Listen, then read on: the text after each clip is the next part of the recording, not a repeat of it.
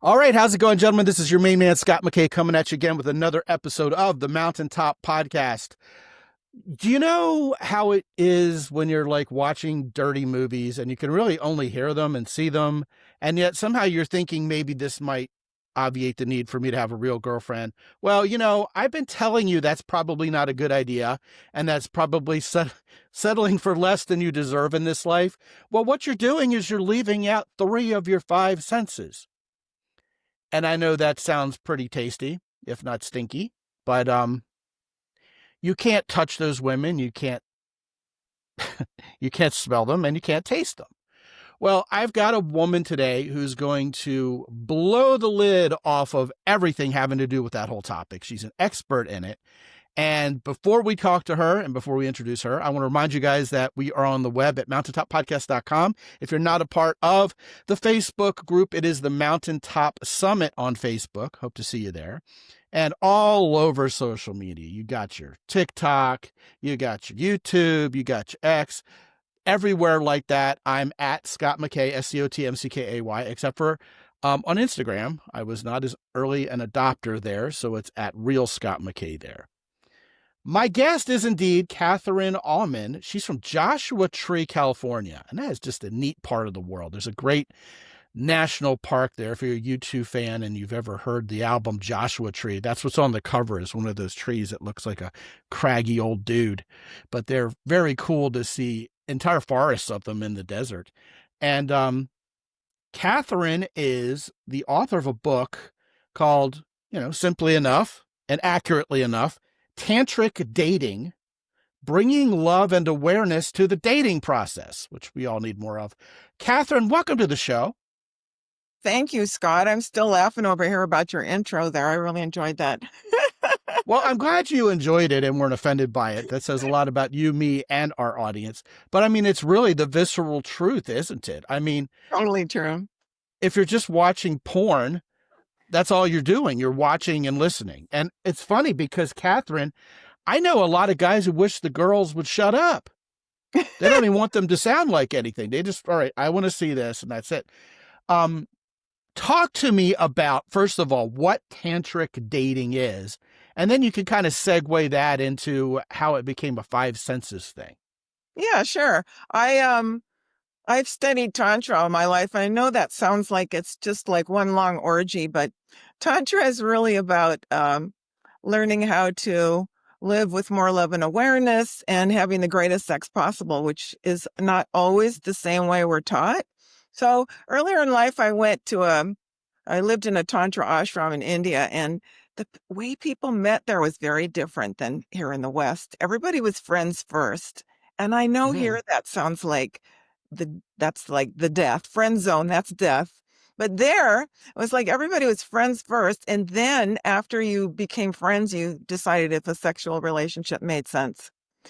And then I came back here and started looking for my husband. And I noticed that the dating scene here he had disappeared while you were gone. He had wandered off. Pretty much the dating scene was pretty much the opposite here. It's like, friends is not what we're looking for. We're looking for the hit on that person looks like a movie star. I want to date them. And well, that was always my secret. It doesn't really work, does it? Not for me, no. Everybody likes a good-looking person. I mean, I do as much as anyone else, but if that's the criteria, it usually doesn't work out. So, we've all had that experience where as a relationship didn't work out, you're kind of thinking what happened. You're like, wow, I knew right from the beginning it wouldn't work, but they were so cute. I went ahead anyway. It's interesting you talked about this aspect of being friends first. Mm-hmm. What I think has happened is we have been hit constantly with the idea of the just be friend zone so much, and how, just a terrible place it is to be banished to, that I think people have forgotten that the rough part of the just be friend zone is the word just, not the word friends. Interesting. Yeah, because I don't know if if your listeners have heard of John Gottman, but he's a big poobah relationship expert. And he did a study where he actually stuck people up to electrodes and stuff and found out that of successful couples, of male and female, 69% said the friendship was the most important part of their successful relationship. So when we go out dating, we're not looking for friends. That doesn't make sense. We're looking for the wrong thing. We're looking for our best friend. We want to look for our best friend who's also our best sexual friend. Ah, that's the best, isn't it? Yes. And one thing we learn in Tantra is that the best sex comes when you are friends. You know, we've had someone recently on this show talk about that. When you can And trust someone totally. Oh, sorry. yeah, no, that's exactly right. And I trust you totally to continue if you'd like. When you can trust someone so totally to that they're not going to laugh at you or diss you or be thinking that they would rather be with someone else or fantasizing about someone else or whatever. If they're like really totally with you, they accept you totally. This is where you're going to have the best sex possible and the best relationship possible. So I think the whole dating scene is set up for us to look for the wrong thing. And the only sense we're using is our eyes. Especially on apps, which I have pronounced dead as a doornail relatively recently. I just think people are very much frustrated every time they open an app, and it's just the same thing. You have a millisecond to decide whether this person is your soulmate or not, or even someone you'd want to hop into bed with. And it just doesn't work that way. I think you're onto something. Usually when I think about Tantra, first of all, I think about India, of course.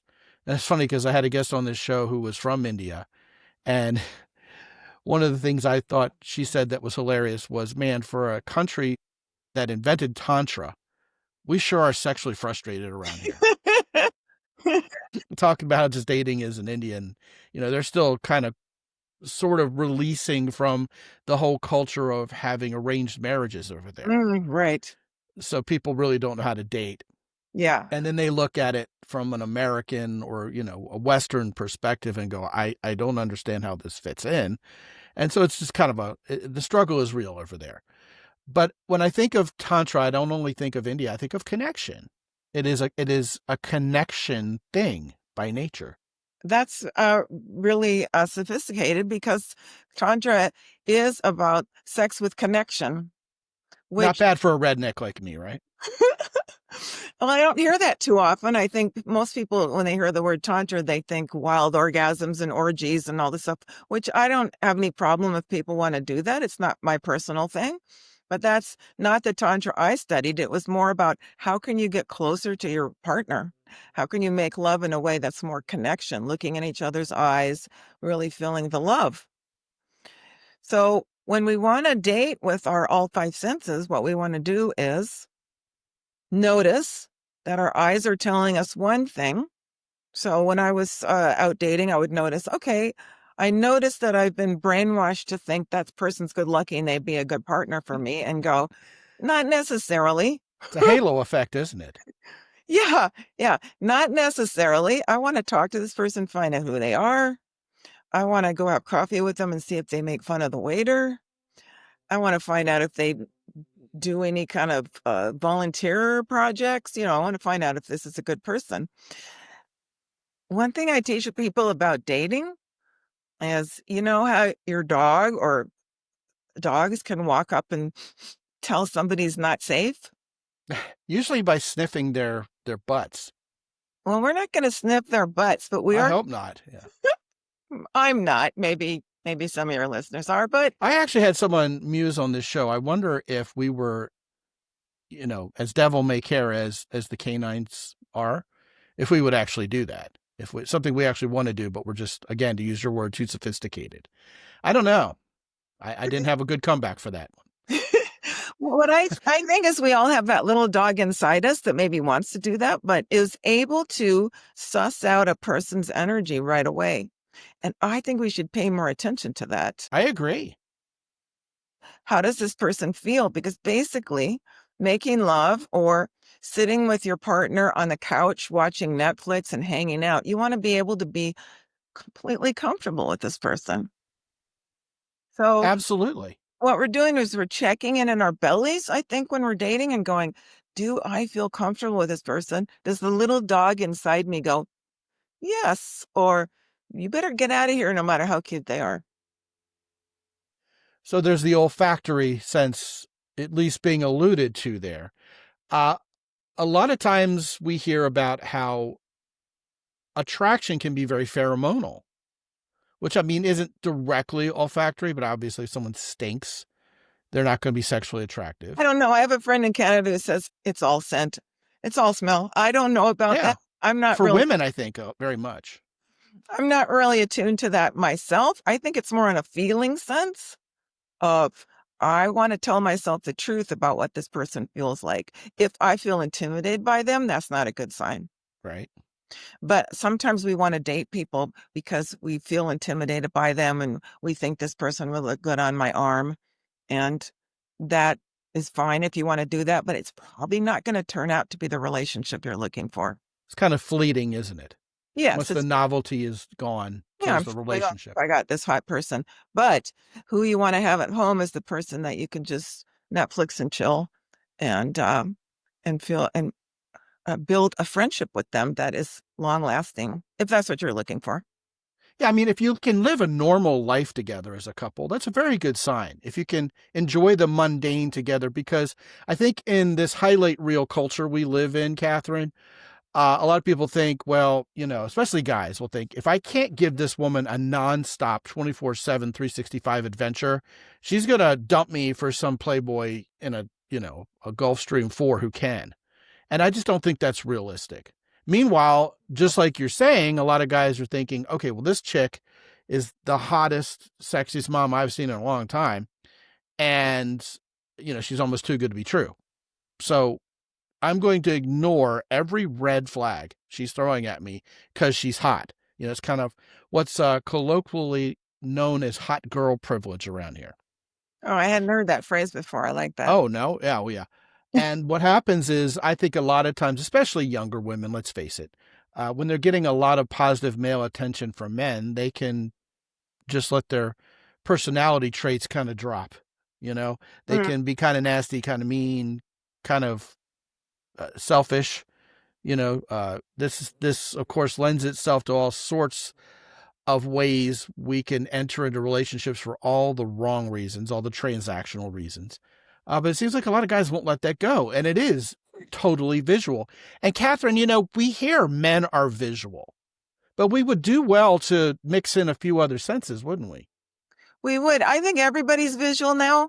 I think that used to be true, but I think everybody, including myself, is on social media all day long.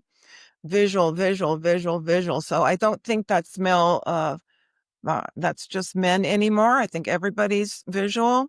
Eating disorders have gone up in men because they feel like they need to be more visually attractive for women. So it's not just men anymore, in my opinion. So we can enjoy the visual, but we can understand we are being hypnotized in a way that's probably not for our best good. Because the society benefits from unhappy people. If you think about how advertising all day long is trying to make you unhappy, not feel good enough, not feel fit enough, not feel rich enough, not feel like you own the right things, all day long you're getting these messages. So it's like happy people have fallen out of that. They're just, like you said, living a normal life, being happy, not needing to be something they're not. Well, not just dissatisfied, but angry.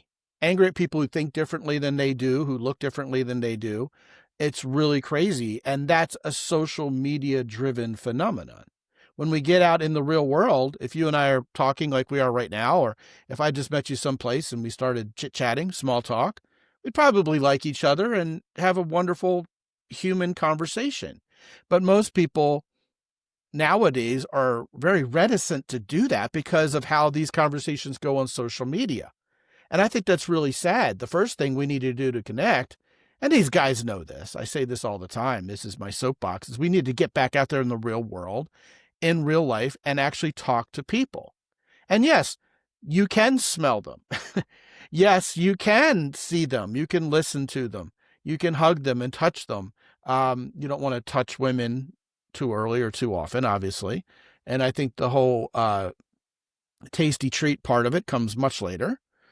But all of that really does matter. It factors into a holistic view of attraction and dating and relationship building.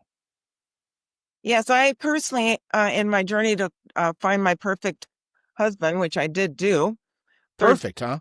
No third time, pressure there. third time's a charm. Okay. When I was really doing some soul searching and really looking at myself and having to make some difficult changes, one of the things I realized was, yes, I was just as brainwashed as everybody, that I was looking for someone who looked good and met this criteria. And my list of criteria was really long because I thought, I'm older now. I should get exactly what I want. And what it was like a shopping list for somebody who didn't exist. Not to say my husband doesn't meet a lot of that criteria, but to be out shopping with that kind of idea was really getting me in some painful situations. I thought you were going to tell me your husband doesn't exist. Kind of like the imaginary lover thing, Oh no, from he's here, Atlanta Rhythm section. Yeah. Real guy. Yeah. Good. real Good guy. for you. So I had to do this thing, which is challenge my beliefs and just go, as you said, Scott, go talk to people. I went on 150 first dates just talking to people and noticing what came up for me in terms of what my screening criteria was. With a perfectly lovely person, why was I discounting them? How could I just sit and be in a normal, uh, respectful, friendly situation with people, which is not encouraged in the dating world? Isn't that weird? We're not encouraged in the dating world to just meet people and have an interesting conversation. We're told to discard them as soon as possible, as if they're some kind of trash. Yeah, I think there's this illusion out there that we have lots of options, unlimited options. I mean, we don't live in, a remote village anymore. It isn't the Stone Age. We're not going to uh, have an inbreeding problem because the only people I have to date are within 5 miles of me. You literally have a whole world out there. And it kind of reminds me of the old Devo song, Freedom of Choice, about the dog who found two bones. He licks the one, he licks the other. He runs in circles and drops dead. It seems like we just have too many choices and we're overwhelmed by that. And I get this complaint a lot, actually, from men that, hey, it seemed like it was going really well with this woman I talked to online. And then suddenly she just doesn't talk to me anymore.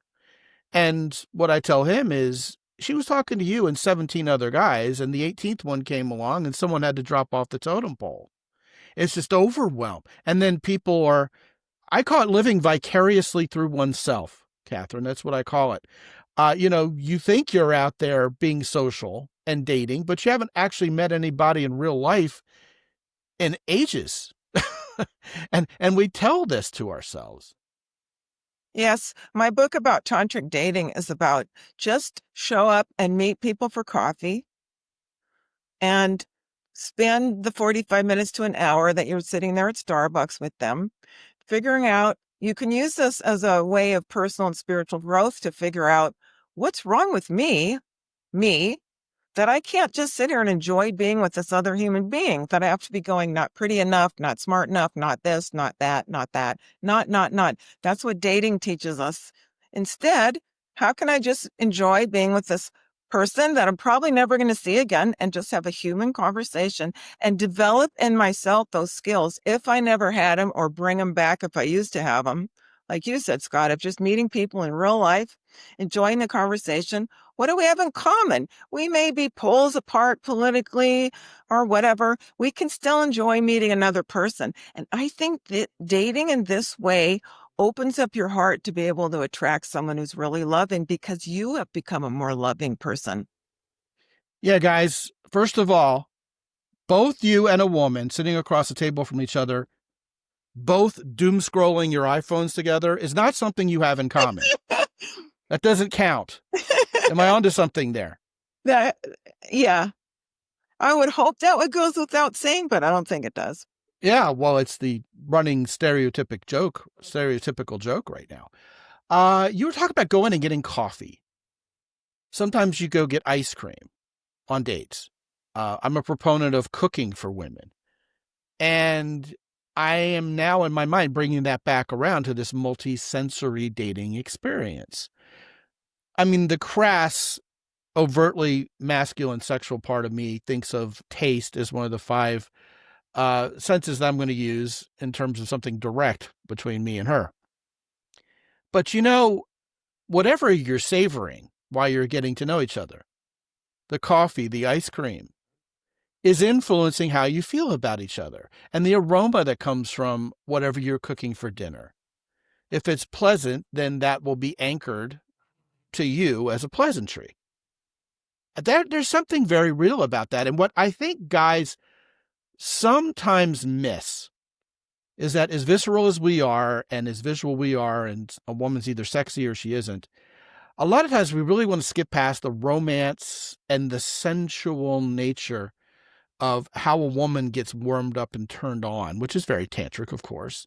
And we just want to kind of get to it. I mean, we kind of roll our eyes. I mean, how long is this chick going to make me wait? But really, if we learn how to enjoy multi-sensory romance, right? It pays big dividends in terms of not only how attracted the woman will be, but the likelihood that, well, for lack of a better way to put it, that relationship is getting off on the right foot. If you'll pardon the pun. I love that. That's great because you're sharing a sensual experience. You're like turning her on to a little entry level what a sensual experience would be like with you. And it's pretty well known that women don't like to just go for the orgasm. They want to be sensual and play around a little bit and play with the arousal and bring the arousal up, down, a little bit maybe. And what you're doing is you're sipping coffee, taking a hike out with beautiful nature, cooking. All these kinds of experiences are letting this woman and you know what it would be like to be in a sensual environment together. And that's going to tell you a lot more about a potential future with someone than what they look like. And the interesting part there is people, I think, especially here in the West, we try to paint Tantra out to be something mystical and complicated. But what you're talking about is extremely tantric. It's very sensual. It's making love in a very sensual way. It can last for hours. Guys can be hard for hours if they're not just going for the orgasm. Obviously, you can't ejaculate and then keep making love for hours. So you would learn how to just make love for longer than you usually do and savor that wonderful connection. Savor all five senses. If you're just looking, you're going to not be able to enjoy that. They say women take about 20 minutes to warm up. I think it takes guys about 20 minutes to warm up to being in their hearts and being able to relax and be very sensual and calm that part that wants to I just want to get off here. Because if you do that, then it's over. And why, if the sex is good, why wouldn't you want it to last? Oh, I know. These guys fantasize about everything they're going to do to their sexy girlfriend once they finally get one. And once they get a woman in their bedroom, it's like a little kid at Christmas time. It's tantamount to starving versus savoring an Escoffier feast. You know what I mean? And I don't think women want to be a tool to quench your starvation or your thirst. They I definitely, don't think that sounds very sexy.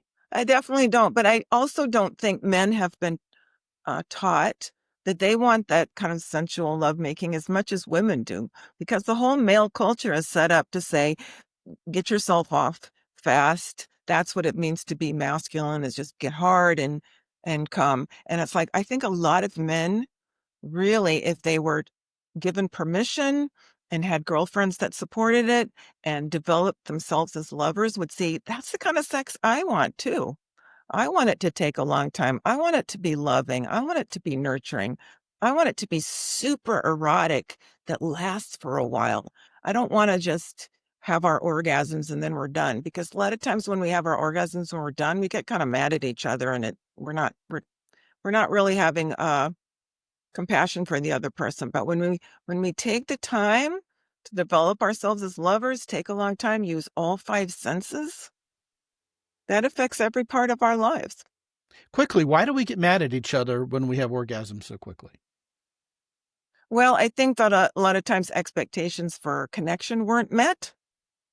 It's like we really wanted to connect with our partner and we didn't. We just got off, which is fine. Getting off is fine. But a lot of times it's not what I was looking for. I was looking to connect with you in love, and instead we just had this orgasm. And that might not be something I know how to articulate, but the heart knows what it wants. Yeah, I think that's fair. Several things here. First of all, I want to reach back about 5 minutes ago in this conversation, and you were talking about how guys can stay hard for hours. I think the opposite effects can happen too. Not only is it more exciting more immediately to have a connective experience, a tantric experience, but if you employ some of these tantric techniques that I know of and that we're actually talking about already, um, if you're having performance anxiety, if you're having a hard time getting it up or a difficult time getting it hard, um, once you start focusing on this other person and the connection, it's amazing how that anxiety leaves you. And what do you know? Things start working and functioning as advertised. So I wanted to make sure that was brought up. I think this idea of men not wanting to warm up but just get straight to the main event, I think it's valid. I think it's something that demonstrates to women how much sexual experience a man has, and also, importantly, how much he actually likes women as opposed to just having sex. Because if you have a woman and you appreciate everything about her femininity, you're not only having a deeper experience, you're communicating to that woman, I care about you as a humanoid, not just as a masturbation tool. Mm-hmm. Right? Definitely. Yeah. And also, sounds like you like what you're hearing, so I'll continue. Um, a lot of guys, indeed, I mean, they'll drool over a Victoria's Secret catalog. I mean, a few years have gone by. We're in a different age nowadays. But the same guy back in the day would get a chick in his apartment and just tear the wrapping off that Christmas present as quickly as he could. Not even enjoy the underwear. Not even let her take her own clothes off and give her, the little turn around and move her hips a little bit. All that stuff is golden. And importantly, one thing I've always known, even when I was a teenager, is that you don't get firsts a second time. So why not make that first time you hold hands a tingle? The first time you kiss, something amazing. Why not just savor everything as you go? The first time you actually get naked together and start being intimate, what if you didn't go all the way that first time?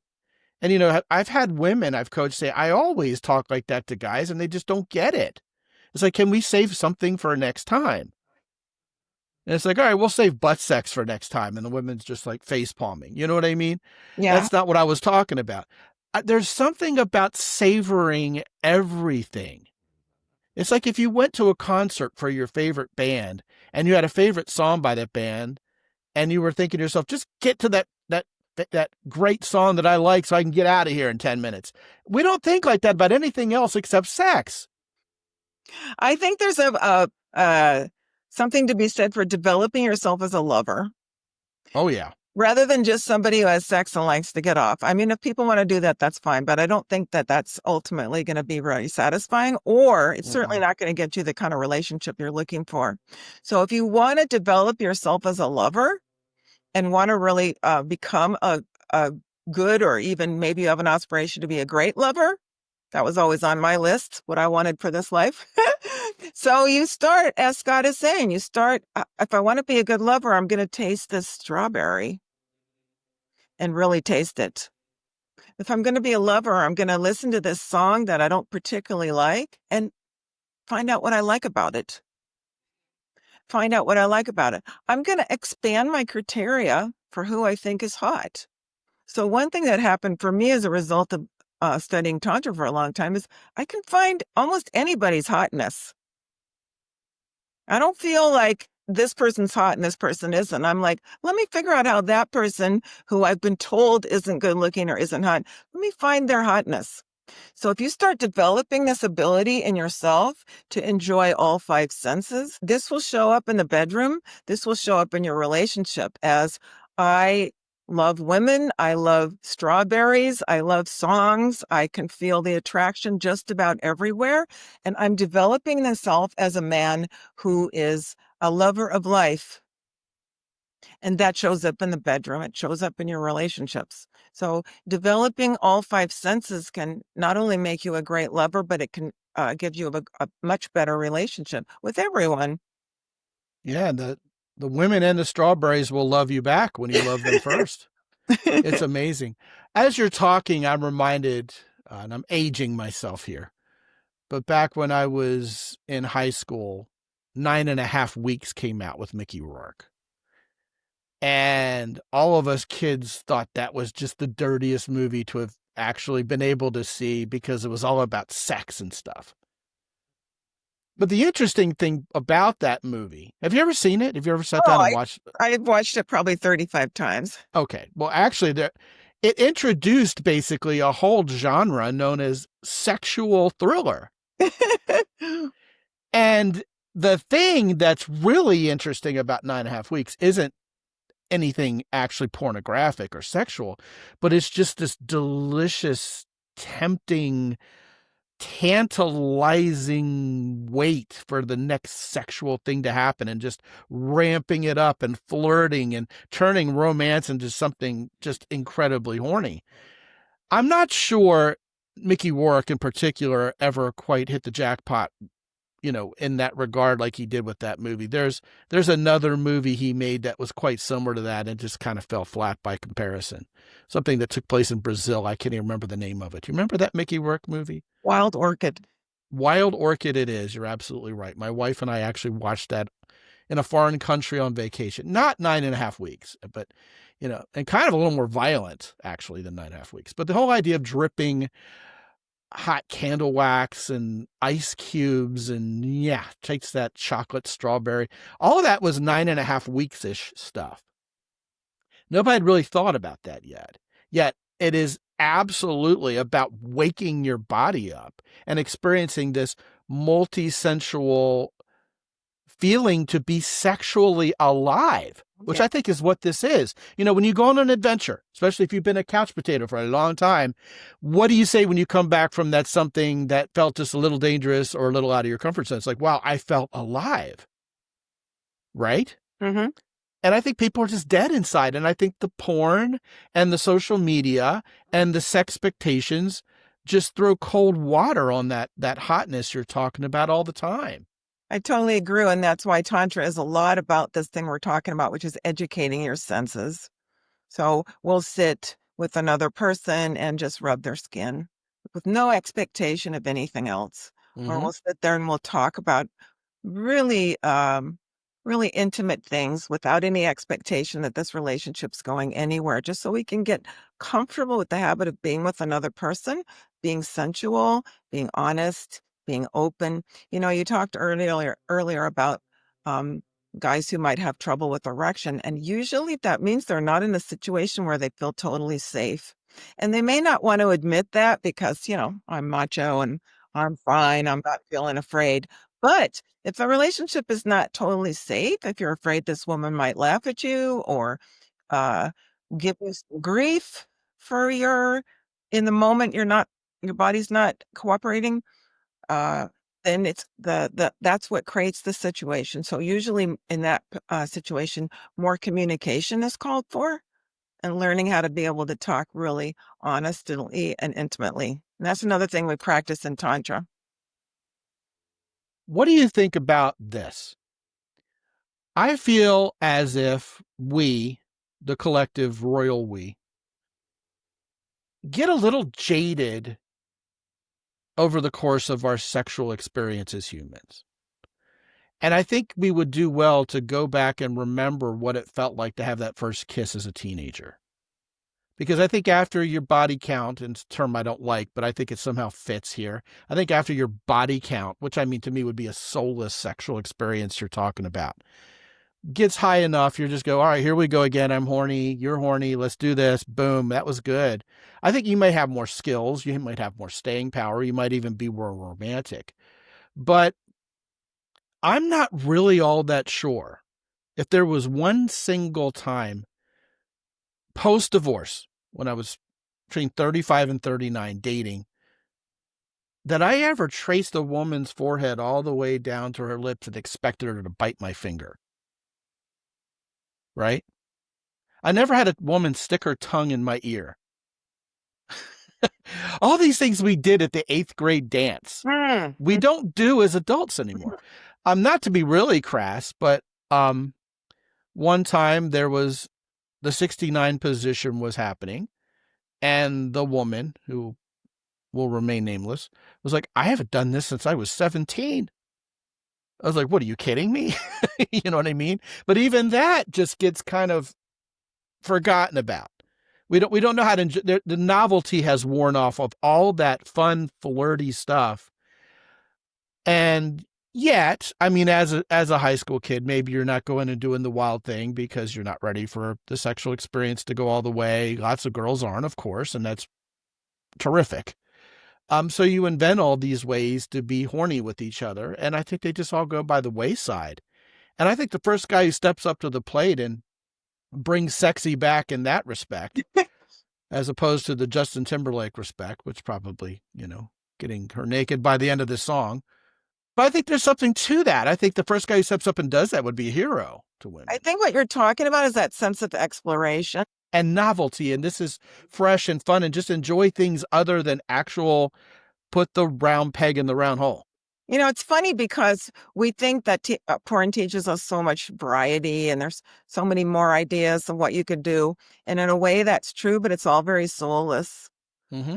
It's agreed. Do this thing, you can do this thing, you can do this thing. I mean, it can be educational to find out all these things people are doing. I mean, there's a lot of things in there I never imagined, which is... there's also woman-friendly porn, which tends to incorporate a little bit more of what we're talking about, but not to the extent to which we're reaching for it. So if you become curious with your lover, and like you said, explore the inside of their ear, or kiss down the forehead, as you were saying, or all these kinds of things, and just explore what that might be like for you, that's very tantric.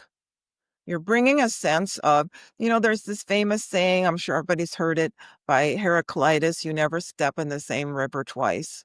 And no experience we're having have we ever had before or will ever have again. So you're meeting this partner that you've been with for 30 years or 2 weeks or somewhere in the middle there. You have never been with them before as you are right now. So what can you notice about this person that you never noticed before? Even this body you know so well. I never noticed that mole, or I never noticed this blush that happens right here, or I never heard that exact moan. That's so sweet. I never heard that exact thing before. So if you come with this, as you're calling it, this adolescent sense of wonder, surprise, what's happening here, that is a great attitude to enter a sexual experience with. You're going to have an encounter. It's like, what can be new about this? And this will be much to the delight of women, because they'll follow a man's sexual lead and they're starving for this, and nobody's giving them that experience anymore. Yeah. Men are hungry for it and they don't know it. Yeah, I agree with that. I absolutely agree with that. That's masculine. And it's like, believe me, women find it very masculine if a man has worked on his skills at being a lover. Very well said. Women know they want it and can't find it. And guys aren't offering it because they don't know they want it too. Exactly. I think that's very well said. Thank you. Like I said, last question. You're talking about the 5 senses. Is there any room in this discussion for like some 6th sense, such as, say, intuition or anticipation? Or is that not in tune with the actual biological reality enough? I don't know about the biological reality, but absolutely intuition. I think that people have also found that there's room if you want to invite the divine or something spiritual. Some people are inviting some sort of spiritual thing to happen while they're making love, and this can be very profound for them. So that's not for everybody, but it's beyond the 5 senses. There's a lot available: intuition, creativity, imagination, and inviting the divine or the spiritual. These are all wonderful things to bring into the bedroom. I think we should have you back on a second time, sometime relatively soon, and talk about the 6th sense of sexuality. I would love that. I think we should talk about that. That would be a wonderful whole entire episode unto itself. That'd be, yeah. Fantastic. This has been a great show, and I love talking about this stuff, and I don't get to talk about this sort of stuff as much as I'd like to, frankly. Her name is Catherine Auman, and first of all, she has a book called Tantric Dating, and there it is right there. Whoop, there it is. For those of you who are watching, for those of you who are listening, she just showed us the book.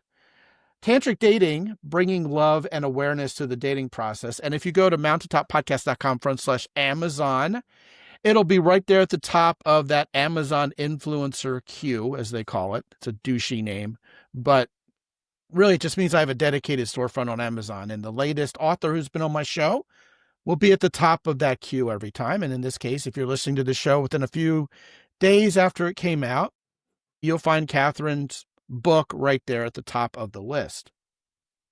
Also, when you go to mountaintoppodcast.com/Catherine with a C, just like my oldest daughter. That's her middle name.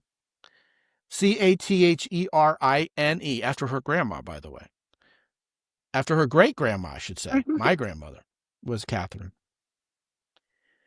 You will find Catherine Auman's website, right? And that is CatherineAuman.com. And what will the guys find when they get there, Catherine? Oh, all kinds of things. There's videos. There's very inexpensive little courses you can purchase. Like $19 on how to be a tantric lover, how to please a woman. All this is G-rated, believe it or not. You can G-rated. G, not PG-13. I just meant it's not X-rated. It's R-rated. You're right. Yeah. Yeah, these are the kind of books in the elementary school library that, they want to burn, and what I think is rated is not what other people think is G-rated. So you're right. It's R-rated. Fair enough. I think that's great. Guys, go to mountaintoppodcast.com/Catherine, Catherine, and get you some. What a great show. You're just a delight, Catherine, and I appreciate your work. You're doing good work, and I hope you'll come back and visit us very soon. I'd love to, Scott. You've been a great host. Well, thank you. You've been a great guest.